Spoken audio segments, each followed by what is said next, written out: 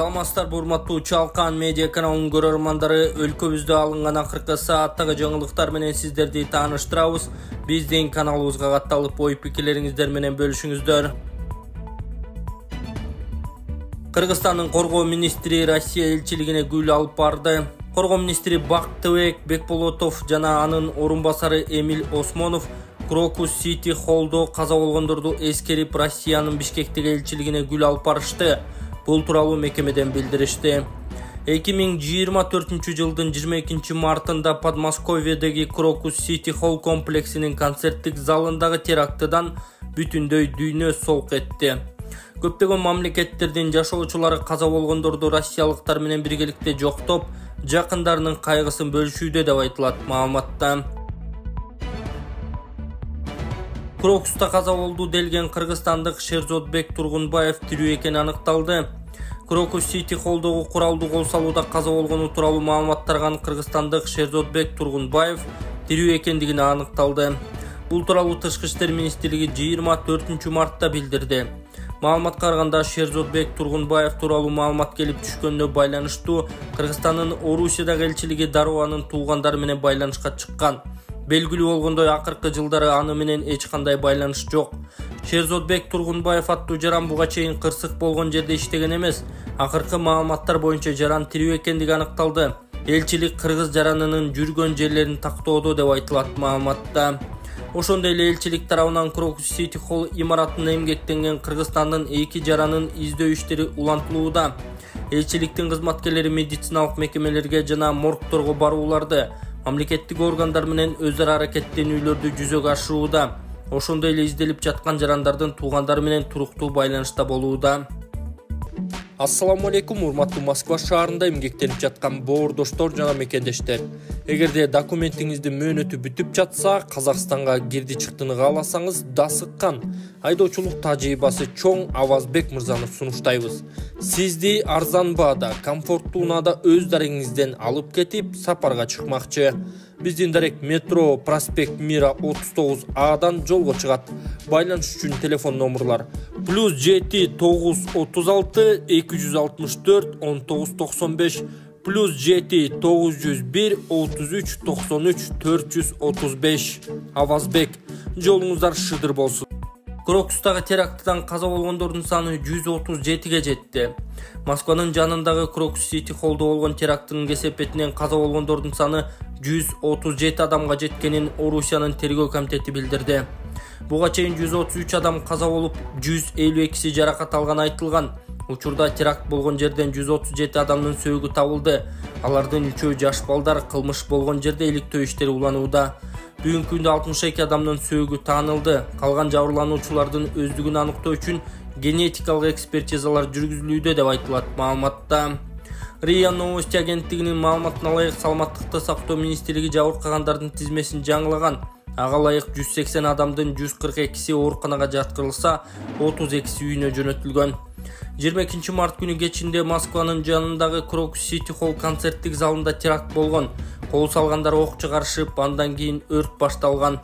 ФСБнын маалыматы боюнча террористтер колдонгон куралдар жашуун жайга алдын ала коюлган. Теракттан кийинки кылмышкерлер Орус-Украин чегарасын кесип өтүү максатында Украин тарап менен тиешелүү байланышта болгон автоунаа менен качып кетүүгө аракет кылышкан. Атайын кызматтын жана укук коргоо органдарынын кызматкерлеринин иш аракеттеринин натыйжасында 11 адам, анын ичинде теракт жасаган 4 адам кармалган. Азимрой менен Өмүрбек Субаналиевдин тиреши кандай аяктады? Саясий күрөштө ит жыгылыш, кызык эле оюндар орун алат эмеспи? А мезгил баарын ордуна коет тура. Ак илет бирок сынбайт демекчи, баары тараза ташында талданат. Тарых тастыктайт. Эмесе бүйүр кызыккан окуяны азын-оолак чечмелеп коелу. Уурусу күчтүү болсо ээсин доого жыгылат дегендей. Эске салсак, Азимройдун айтылуу сүрөтүнө Өмүрбек Субаналиев уят деген комментарий берген.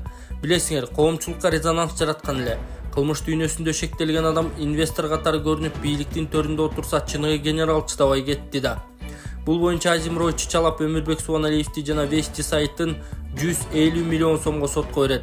Кызыгы, жоопкерлердин дареги табылбай, процесске чакырылбай калат, натыйжада 15 000 сомго жыгып атышпайбы? Кандайча? көз будамайлоо менен. Сот аткаруучу береги сумманы өндүрүү үчүн комиссар Катанинин адресин таап келет, кыйын бекен. Мындан сырткары былтыр күзгө жакын Азимрой кайрадан Өмүрбек Суаналиевдин үстүнөн арыз жазат. Ар намысыма, кадыр баркыма шек келтирди, таризинде догурунганын карачы. Анан көп өтпөй шакирти Коля Киргиз УКМК тарабынан жок кылынып, саясий кырдаал кескин түрдө өзгөрөт. Азимройдун арты ачыла баштайт, көп өтпөй куйругун түйүп, Кыргызстандан качып кетүүгө үлгүрүп жатпайбы? Жыйынтыгында жалган жерден Өмүрбек Суаналиевге айып пул төлөтүшүп, соту баш болуп, жаза басып калышканычы. Эми акыйкат жолдо кандайча чечмелейбиз? Уят да, артка кылчаялы. Көрсө 1991-жылы Өмүрбек Суаналиев Чолпон Атада начальник милиция болуп турганда Азимройду кармап, каттыгын бергени айтылат. Кийин 2008-жылы Камчы Көлбаев мыйзамдагы уруу макамын алып, Россиянын Крим төбөлдөрү жана Азимрой менен Нарынга келгенде баягы комиссар Катани бул саам губернатор экен, карап турабы? Кортежде чалкалап келишкен авторитеттерди Теңиртоодон айдап чыгып салганда, бир эмес 2 рет соккуруп мыйзамдын диктатурасын көрсөтүп атса, анан кек сакталып, аягы соттошуп калышпадыбы? Иттин ээси болсо бөрүнүн кудайы бар демекчи. Азимрой бийликке таянып алып, канчалык кастарын тиксе да, 3-чү рет генерал Суаналиевдин саясий моралдык жактан жеңилип, азыр кайда качып жүргөнү белгисиз деп жазган Арбакейжи сайты. Кыргызстандын Тышкы иштер министрлигинин башчысы Жээнбек Кулубаев Сергей Лавровго көңүл айтты. Кыргызстандын Тышкы иштер министри Жээнбек Кулубаев россиялык кесиптеши Россия Федерациясынын Тышкы иштер министри Сергей Лавровго Крокус Сити холдогу терактынын кесепетинен көптөгөн адамдардын набут болушуна байланыштуу көңүл айтты. Бул тууралуу ведомстводон маалымдашты. Билдирмеге ылайык, Кулубаев Россиянын Бишкектеги элчилигине барып көңүл айтып, аза бөлүшүү китепчесине билдирүү калтырган. Министр Кулубаев тынчтыкка, коопсуздукка, туруктуулукка жана адамзатка коркунуч туудурган бул терактыны кескин түрдө айыптаган. Ошондой эле каза болгондордун баарынын жакындарына көңүл айтып, жабыркагандардын тезирээк айыгып кетишине тилектештигин билдирген. Аза күтүү күнүндө орду тогуз жоготуулардын аза кайгысын тең бөлүшөбүз деген ал. Ушул кыздын абалын көрүп, ар бир мусулман адам кайдыгер карабастан жардам берет деп ишенем. Ассаламу алейкум, урматтуу бир туугандар. Мен Эл үмүтү фондунун жетекчиси Полотбек Айдаркулов 2024-жылга карата сколиозорус менен ооруган Малика тууралуу маалымат берем. Малика үчүн 200 000 сом каражат чогулду. Көп түкүрсө көл болот демекчи, 1,5 миллион сом чогултуп жардам кылып, ушул кичинекей кызыбыз Маликаны операцияга аман эсен Түркияга жибере алалы. Сколиозорус менен ооруп күндө жатканда кыйналып жатканын айтып, кайрымдуу элден муктаж болгон Маликанын апасы жардам сурайт. Кенендирээк видеодон көрүңүздөр. Дагы да азыр 1,5 миллиондой каражат керек болуп жатат. Ошо 1,5 миллион каражат чогулса, буюрса Малика кызыбыз дагы кетет. Урматтуу кыргыз элим, барыңыздарга чоң рахмат. Ушуга чейин кылып келген жакшылыктарыңыздарга, соопторуңуздарга, кайрымдуулугуңуздарга сиздердин. Ушу биздин дагы кызыбызга дагы жардамга муктаж болуп турабыз. Акча котором десеңиздер, Мбанк Полотбек А деп чыгат, Сбербанк Полотбек С деп чыгат. Да ушу 1,5 миллиондой акча керек болуп жатат. Ушу кызымдын элдин балдарындай басып, чуркап ойношун каалайм. Ушунун кыйналганын көрүп, түнкүсүн уктай албай, бир каптал менен гана жатып уктай алат. Ушу мектепке баргым келет, мен да балдар менен ойногум келет деп айтат. Айла жок.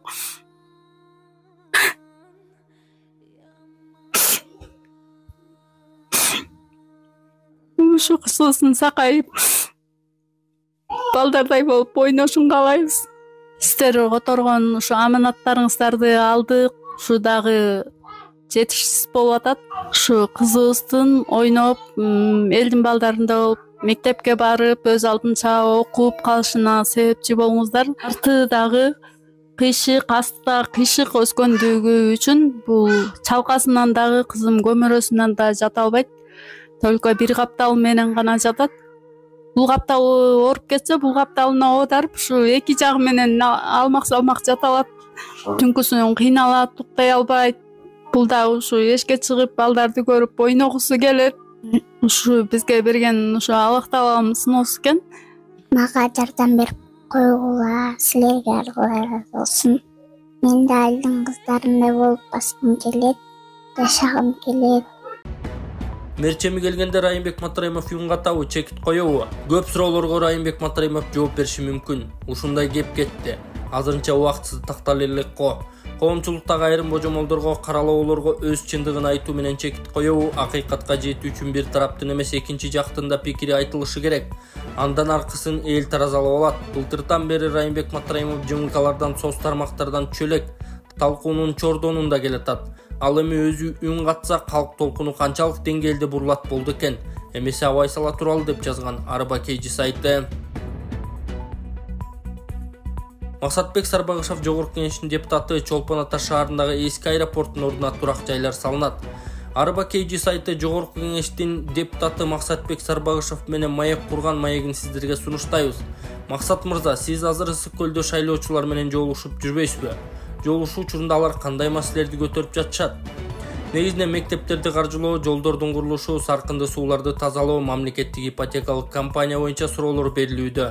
Мамлекеттик ипотекалык компания боюнча айтсам, өзүңүздөр билесиздер, президенттин демилгеси менен Бишкекте иш башталды.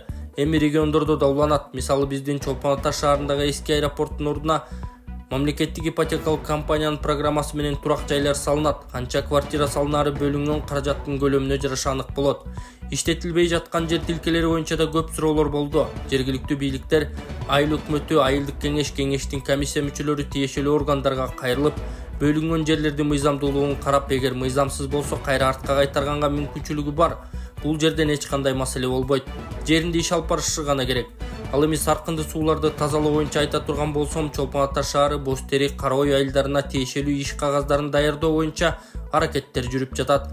Экинчи этап менен Тамчы жана Корумду айылдары да кирет. Сиздер менен кошо бир топ министрликтердин орун басарлары да барышкан турбайбы? Ооба, мен мүмкүнчүлүктөн пайдаланып аларга терең ыраазычылыгымды билдиргим келет. Элдин үнүн көкүрөктөгү бугун угушту. Эми ошол эл тарабынан көтөрүлгөн маселелердин баары болбосо да кайсы бир бөлүгү чечилип калса жакшы иш болот деп ойлойм, деп маек куруп берген эл өкүлү Арба KG сайтына. Толубай Бакасовдун ден соолукту чыңдоо борбору Кытай элдик ыкмасы менен гайморит, грыжа, артрит, остеохондроз, куяң, тиземун, простатит ооруларын дарылоо жана кан айлануу системасын жакшыртуу. Гайморитти дарылоо ыкмасы мурун көңдөйүндөгү ириңдерди жибитүү үчүн от жагуу, андан соң табигый таза чөптөн жасалган порошок менен ириңди сыртка алып чыгаруу. Грыжа, остеохондроз, тизе муун жана суук тийген ооруларды дарылоо ыкмасы. Ооруган жерге гандин же жөнөкөй тил менен айтканда дары чөптөргө сугарылган таякчалар менен массаж жасоо, андан кийин от жагуу. От жаккан соң атайын табигый чөптөрдөн жасалган дары майларын шылап, денедеги токсин, туз жана вирустарды чыгаруу. Келип 100% кепилдик менен ден соолугуңузду чыңап кетиңиздер. Кененирээк маалымат алуу үчүн экраныңыздардагы номерге кайрылыңыздар. ИИМ соода борборлору менен жеке күзөт кызматтарына кайрылды. Ички иштер министринин орун басары Нурбек Абдиев жарандар массалык эс алуучу жайларда куралдуу кылмыштуулукту, зордук зомбулукту алдын алуу үчүн Бишкек шаарындагы соода борборлордун ээлери, администраторлору жана жеке күзөт кызматтарынын өкүлдөрү менен жолугушту. Бул тууралуу ИИМ маалымдады. Анда Абдиев учурда маанилүү маселелердин бири болгон терроризмге каршы туруу керектигин айткан. Ал терроризм ыкмаларын өзгөртүп барган сайын татаалдашып жатканын белгилеп, Крокус Сити Холл концерт залындагы террордук чабуулду жана анын каргашалуу кесепеттерин эске салган. Абдиев объектилердин аймагына кирүү жана чыгуу режимин күчөтүү, видео байкоо тутумдарын, аудио-видео жазууларды орнотуу, соода жайларын жана тегерек четтерине күндө кароо жүргүзүү, шектүү буюмдарды өз убагында аныктоо зарылдыгын тапшырган. Мындан тышкары коопсуздук кызматкерлерин кылдат тандоо, кампаларды тез-тезден текшерүүнү уюштуруу, укук коргоо органдарынын кызматкерлери менен биргеликте өзгөчө жагдайларга иш аракеттер боюнча тескемелерди жана практикалык көнүгүүлөрдү өткөрүүнү айтты, дешти ИИМден. Министрдин орун басары жолугушууга келгендерди сак болууга жана жарандардын коопсуздугун биргелешип камсыз кылууга чакырган. Улуттук банктын алтын кору 137,3 миллиард сомго чейин өстү, рекорддук көрсөткүч. Марттын башына карата Улуттук банктын алтын корунун баасы 137 миллиард 367 миллион сомду түздү. Bir ай ичинде тагыраагы февралдын башындагы көрсөткүчкө салыштырганда алтын запасы 7,6 миллиардка кымбаттаган. Мында жогорулуунун эмне менен байланыштуу экени такталып жатканын айтышты. Мурдагы рекорддук көрсөткүч декабрдын башында катталып 136 миллиард 754 миллион сомго чыккан. Бишкек менен Ошто спорттун 16 түрүнөн студенттер чемпионаты өтөт. Бишкек жана Ош шаарларында спорттун 16 түрү боюнча Кыргызстандын жогорку окуу жайларынын чемпионаты өтөт. Бул туурасында Дене тарбия жана спорт департаментинен кабарлашты. Аталган иш-чара 25 мартта башталып 28 апрелге чейин созулат. Негизги максаты дене тарбия жана спортту студенттердин күнүмдүк турмушуна киргизүү, республикалык жана эл аралык мелдештерге катышуу үчүн күчтүү спортчуларды аныктоо болуп саналат. Жоштор арасындагы чемпионат спорттун төмөнкү түрлөрү боюнча өтүлөт.